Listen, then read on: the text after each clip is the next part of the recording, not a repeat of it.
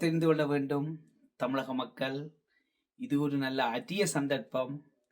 இந்த சந்தர்ப்பத்தை தவற விட்டுவிட்டால் அடுத்த 100 ஆண்டுகளுக்கு இப்படி ஒரு சந்தர்ப்பம் கிடைக்கப் போவது இல்லை. நண்பர் விஜய் மாதிரி ஒரு நல்ல தலைவர் உங்களுக்கு கிடைத்தது. அது ஒரு கொடை. துணிந்த தன்னலமற்ற ஒரு தலைவர்.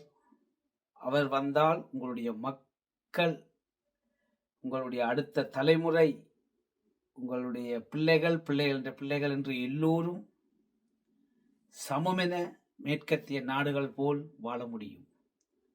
அதற்கு நீங்கள் செய்ய வேண்டிய ஒரே வழி டிவிகேக்கு ஆதரவு செய்து அவர்களை ஆட்சி பீடத்தில் ஏற்றுவது மட்டுமே.